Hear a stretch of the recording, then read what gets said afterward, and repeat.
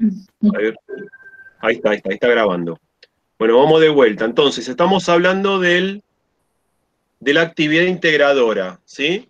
Este relato de la relación entre una hija y un padre en un ámbito rural.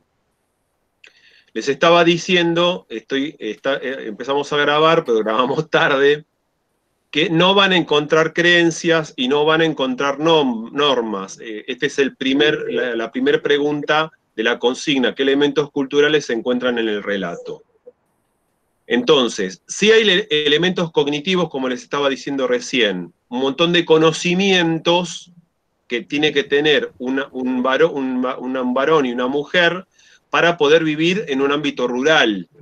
Entonces, ahí hay varios elementos que ustedes tienen que descubrir. Creencias no hay, normas no hay, valores sí. Ella continuamente está valorando, en este caso positivamente, pero ustedes tienen que descubrir de qué forma, que la vida del campo, la relación con la naturaleza, la relación del hombre con los animales, es decir, hay un montón de elementos valorativos en donde ella pondera los valores culturales rurales. Estábamos con los signos. Les estaba diciendo, uno de los signos más complejos es el símbolo, pero es el que más, digamos, extendido está en nuestro sentido común, en el uso cotidiano. Esto es símbolo de una cosa, esto es símbolo de otra. Entonces, ustedes van a encontrar un montón de símbolos dentro del relato que ustedes tienen que descubrir. Y la pregunta es, ¿qué es un símbolo? Bueno, un símbolo es un signo muy complejo que puede ser un grafismo, en este caso no hay, puede ser un objeto u objetos, o puede ser personas que traen consigo una información que es muy significativa para el grupo colectivo o sociedad en donde se usa ese símbolo. El símbolo, esa información que trae el símbolo, no es algo que no cambia, inamovible, sino que es dinámico, ¿sí? Ejemplo, en nuestra cultura occidental, el símbolo de la cruz es un símbolo muy pregnante y muy importante, independientemente de que seas cristiana o no seas cristiana. Está sumamente extendido en todo Occidente. Ahora, ese símbolo para cada uno de nosotros tiene elementos diferentes. O si uno le pregunta a un católico sobre el signo de la cruz, va a contestar con ciertos elementos que si le pregunta a un protestante va a tener otros elementos. Y si le pregunta a alguien que no cree en Dios, también le va a contestar, bueno, para mí es esto, le va a dar un tinte más histórico. Quiere decir que el símbolo es un elemento dinámico, no es pasivo, es dinámico, es flexible, que en general de los elementos culturales es el más difícil de analizar. Entonces ustedes tienen que descubrir en el relato si no hay algún elemento o alguna persona que ella le atribuye ciertos elementos que intrínsecamente el elemento no tiene, pero que se le da en el uso cotidiano, en este caso en el uso dentro de una cultura rural. Y lo último son las formas no normativas de conducta. Las formas no normativas son aquellas conductas que se le pide a los miembros de algún colectivo que no están escritas en ningún lado, ¿no? Siempre doy el ejemplo de la escuela. La escuela está plagada de prácticas que se le pide a los estudiantes y que no están escritas en ningún lado. No sé, yo tengo bastantes años y en mi época para yo poder hablar en la clase tenía que levantar la mano, ¿no? Entonces nosotros obedientemente levantábamos la mano, entonces el maestro o la maestra nos habilitaba poder hablar, digamos. Esa era una norma que estaba dentro del aula, no estaba escrita en ningún lado, pero que todos adheríamos para que la comunicación sea ordenada, ¿sí? Entonces, en general, las normas están escritas en algún lado, o se pasa de boca en boca, pero hay una rigidez en las normas, cuestión por la cual las formas no normativas son flexibles, son cambiantes, son históricas, son sociales. Entonces también en el relato hay muchas formas no normativas de conducta que no están escritas en ningún lado, que pertenecen al ámbito rural y que ustedes tienen que descubrir, ¿sí? ¿Vamos bien? A ver si las veo. ¿Vamos bien? ¿Sí? Sí. Perfecto, perfecto. Bueno, vamos a la siguiente consigna.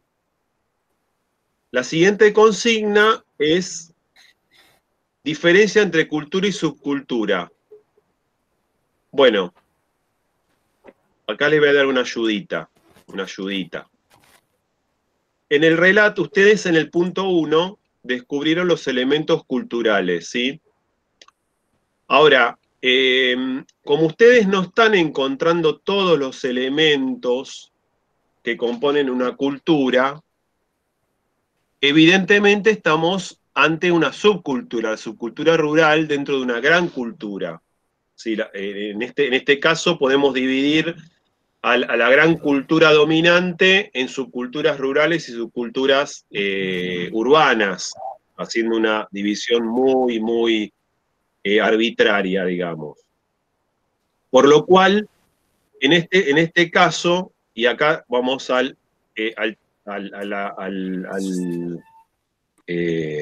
capitulito, digamos, diferencia entre cultura y subcultura, van a ver que las subculturas coexisten con la cultura general, tiene elementos de la cultura general, pero genera aspectos muy particulares de esa subcultura, pero convive con la cultura general. Entonces, acá tienen que descubrir en el relato cuáles son aspectos culturales dominantes y cuáles son aspectos propias de la subcultura. Les voy a dar una ayudita. La relación padre-hija es un elemento de la cultura dominante. Es decir, esto digamos, es algo global, pero que un varón se llame padre y una mujer se llame hija, culturalmente los dos roles tienen ciertas características que están dados culturalmente. No es que uno nace padre y otra nace hija. Es decir, hay una relación de consanguinidad, hay una mujer que se llama madre, eso conforma una familia, es decir, esos son elementos culturales estructurales que lo encontramos en el relato, que no pertenecen a la subcultura. Después hay elementos subculturales que son propios de la vida urbana. Entonces, creo que no van a tener muchas dificultades en cuanto a eso. La siguiente... Profesor, sí. Tengo una duda, porque cuando yo lo leí el relato, me da la sensación que es un hijo varón. ¿Ah, sí? No me doy cuenta, o sea... A mí también. Entonces tengo ese conflicto, digo, estaré interpretando mal. Entonces estoy mal yo, porque yo lo leí, a ver... del campo... Dice, a ver, sí, dice el sentir de un hijo para con sus padres. Ah, entonces un varón, está bien. Me equivoqué. Claro, yo. Sí. Manejar un campo como encargado, sí. Habla bien. Sí, gracias papá, viejo Adán. Está bien, no importa, igual todo lo que estuvimos hablando sirve igual. Está bien, por las dudas preguntaba. Está bien, sí, está bien la aclaración. Bueno, determinismo cultural, etnocentrismo, ¿sí? el etnocentrismo, bueno, acá hay que tener cuidado, ¿eh? ¿Por qué?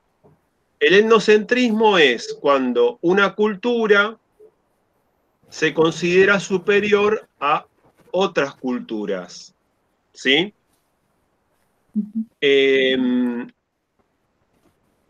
Siempre cuando hablamos de etnocentrismo es cuando lo tomamos en forma peyorativa, es decir, vemos el mundo o el mundo del otro a partir de nuestra cultura, entonces ahí la valoramos, ahí está el etnocentrismo, cuando nosotros primero consideramos que la cultura del otro o de la otra es de menor cuantía a la mía y veo su mundo a partir de mi cultura, ¿verdad?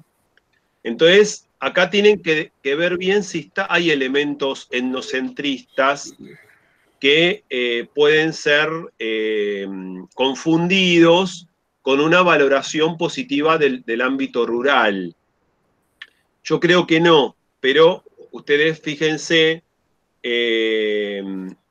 vieron que yo estoy siempre hablando en potencial y no estoy utilizando formas cerradas de relato, porque quizás ustedes encuentran algún elemento etnocéntrico y me lo justifican con un argumento sólido y yo le voy a decir, está bien, esto es así, ¿eh? Es decir, no es que tienen que estar 100% de acuerdo con lo que yo estoy diciendo. Quizás ustedes encuentran un elemento etnocéntrico y su argumentación es tan sólida, le digo, la verdad que tenés razón, y te va a poner bien el punto, ¿sí? Bueno, 4, el proceso de socialización. Proceso de socialización. Bueno, el proceso de socialización está en el capítulo 3 del módulo, ¿sí? Y el proceso de socialización es el proceso precisamente que se somete a un nuevo miembro de un colectivo, sea cual fuere, que se lo hace ingresar a ese mundo ya construido. Eso es la socialización. Es decir, primero se acepta al nuevo miembro, ya sea colectivo familiar, colectivo social, etcétera, etcétera. Es decir, que nuestra modernidad tiene un montón de instituciones que se dedican a la socialización.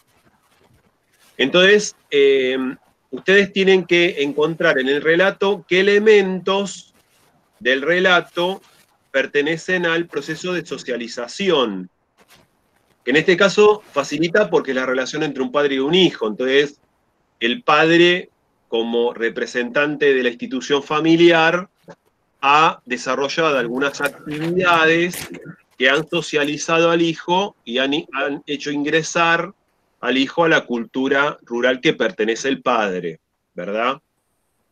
Entonces, ¿qué elementos de socialización? Los elementos de socialización pueden ser normativos, podés hacer esto, podés hacer esto, pero no podés hacer lo otro. Pueden ser pedagógicos, mirá que esto es así, mirá que esto es asá. Entonces, ¿qué elementos hay en el relato que ustedes consideran que están abonando, están desarrollando o desarrollaron en el hijo ese proceso de socialización? Y por último, está subjetividad, adopción del rol y percepción del otro, que creo que es el más difícil, quizás no, pero por eso es el más difícil, bien. Sí, para mí también. Bueno, entonces, ¿dónde está eso? Bueno, está en a partir del punto 4D, ahí empieza a desarrollarse el concepto de subjetividad, que el módulo se llama el self, pero es la naturaleza del sujeto.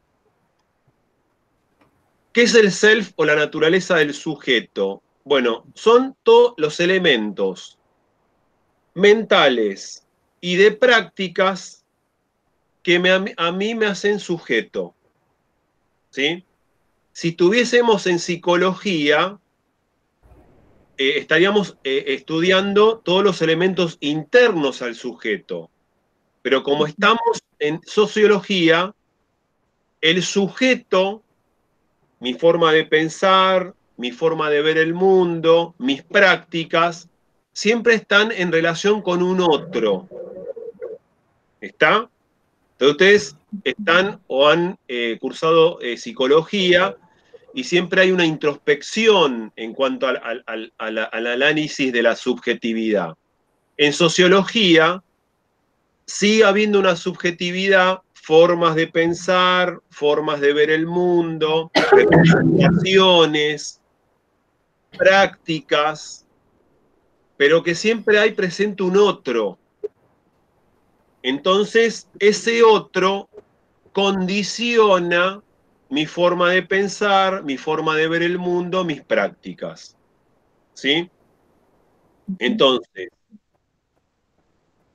cuando yo ingreso a un colectivo, creo que no hay nadie pidiendo pista, ¿no?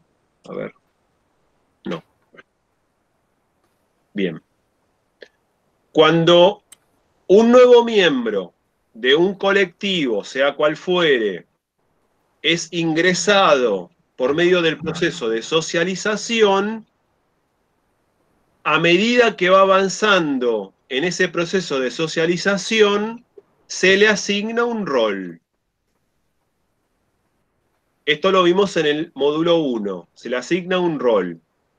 Se le asigna, ese rol va anexado o va íntimamente relacionado con un estatus, con un posicionamiento frente a ese,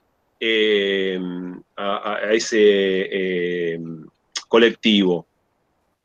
Por lo cual, cuando ese nuevo miembro socializado se le asigna un rol, ese rol tiene ciertas características y ciertas demandas que está íntimamente relacionado con otros de ese colectivo. Ejemplo, cuando un nuevo miembro ingresa a un ámbito familiar y se le asigna el rol de hijo o de hija, ese colectivo familiar deposita en ese hijo y en esa hija expectativas de logro que en otra familia seguramente no van a estar presentes. Quiere decir que el rol de hija o hijo depende del colectivo en donde se le está asignando ese rol. Depende de un otro, depende de otros. Depende del rol del padre, el rol de la madre, el rol de los hermanos, rol de la familia ampliada, ¿sí? Entonces, vamos de vuelta. La subjetividad, ser hijo o ser hija, depende, esa asignación del rol, depende de otros. En el ejemplo de la familia, el rol de hijo y el rol de hija determina las características de logro, de prácticas, de lo que se espera de ese hijo, de esa hija, según la relación de los otros, de las expectativas de otros, no de mí mismo. Por eso después en la adolescencia, cuando el individuo gana individualidad, ahí empieza a haber rompimientos con esos otros, pero hay otros, que son los amigos, que son otros círculos, que van a estar cambiando ese rol del adolescente. Entonces, en la adolescencia hay un gran rompimiento con los lazos familiares, que eran fuertísimos en la niñez. ¿Por qué? Porque aparecen otros actores que están presionando sobre el individuo, asignándole otros roles. ¿Sí? Creo que pudimos desarrollar todo. A ver, subjetividad o no solo percepción del otro. Ah, bien, entonces, percepción del otro. La percepción que yo tenga del otro definirá también mi rol. Entonces, cuando yo ingreso como nuevo miembro, nazco en una familia, se me asigna el rol de hija e hijo. La percepción que yo tenga de mi padre la percepción que yo tenga de mi madre, la percepción que yo tenga de mis hermanos, hermanas, o de mi familia ampliada, va a ser definitorio en la adopción del rol. Entonces, va a ser un rol sumiso o un rol contestatario, según la percepción que yo tenga de mi padre, de mi madre, etcétera, etcétera.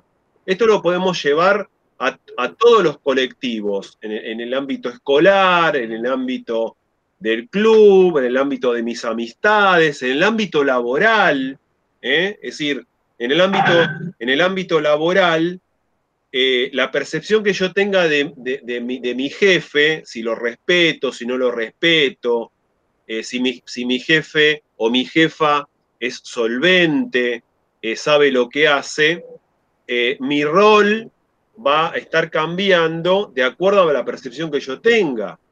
¿Está bien? Entonces, en este aspecto, la subjetividad, la opción del rol y la percepción del otro, continuamente la presencia de otros, relacionándome continuamente, está nutriendo la construcción de mi subjetividad. ¿Qué es mi subjetividad? Mi forma de pensar, mi forma de ver el mundo, mis acciones. Ideas, ideologías, etcétera, etcétera, mis acciones. Mis acciones van a estar íntimamente relacionadas con la percepción que yo tenga del otro. ¿Está? Bueno, creo que hemos desarrollado todo, elementos culturales, diferencia entre cultura y subcultura, determinismo cultural, proceso de socialización, subjetividad, adopción del rol y percepción del otro. Voy a sacar, para verles las caras, de tener la presentación, ahí estamos. Bueno, ¿tienen preguntas del trabajo? Me parece que no van a tener grandes dificultades por el entrenamiento que tuvieron aquellos o aquellas que estuvieron desarrollando el módulo 1. ¿Tienen alguna pregunta? ¿Dificultad? ¿Queja? Las quejas las dejan para... Esta van al buzón. Eso lo hacen en el grupo de WhatsApp. No, ninguna. Nah. Ninguna. ¿Cómo les está yendo en los otros espacios? ¿Bien? Bien. Bien, sí. Bueno, si no hay preguntas, podemos ir cerrando. ¿Les parece bien? Perfecto. ¿Está bien? Yo esto ahora lo proceso, esta grabación, y se los comparto en el foro. Por medio de un link lo voy a subir a YouTube y así lo tienen como recordatorio. Para ir haciendo el trabajo. ¿Les parece bien? Sí, sí, sí. Bueno, listo entonces. Que tengan un buen fin de jueves. Gracias, igualmente. Gracias, profe. Igualmente. Gracias por todo. Bueno, chao, gracias. Chao, chicas. Chao, chao.